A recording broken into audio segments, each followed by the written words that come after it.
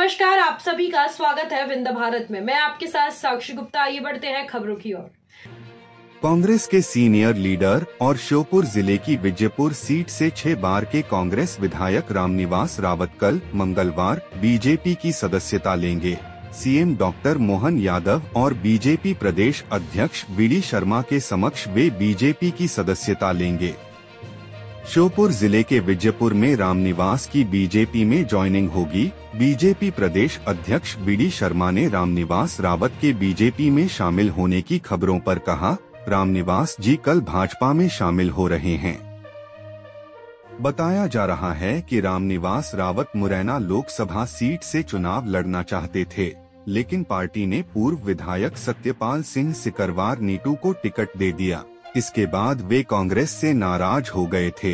25 अप्रैल को पीएम नरेंद्र मोदी के मुरैना दौरे के वक्त उनके बीजेपी में शामिल होने की खबरें आने लगीं।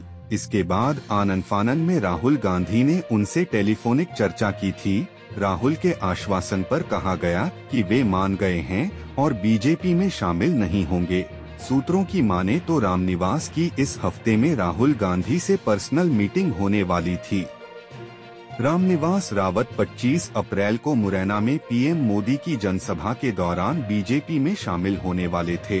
सूत्रों की माने तो रामनिवास रावत ने बीजेपी नेताओं के सामने यह शर्त रखी थी कि अमित शाह से उनकी मीटिंग या बातचीत कराई जाए, लेकिन अमित शाह से उनकी चर्चा नहीं हो पाई थी।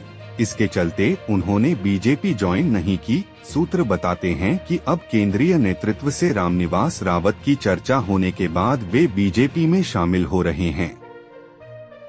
सूत्र बताते हैं कि रामनिवास रावत को लोकसभा चुनाव के बाद मप्र की मोहन कैबिनेट में शामिल किया जा सकता है। रामनिवास रावत केंद्रीय मंत्री ज्योतिरादित्य सिंधिया के करीबी माने जाते हैं। हाल ही में उन्हें सिंधिया ने भी भरपूर सम्मान देने का भरोसा दिया है। हाल ही में कांग्रेस विधायक रामनिवास रावत की बीजेपी में जाने की खबरें थी। ऐसी चर्चा थी कि वे मुरैना में पीएम मोदी की सभा में उनके सामने बीजेपी की सदस्यता लेंगे। हालांकि ऐसा कुछ हुआ नहीं, जिसके बाद रामनिवास रावत राजगढ़ से कांग्रेस प्रत्याशी दिग्विजय सिंह की सभा में नजर आए थे।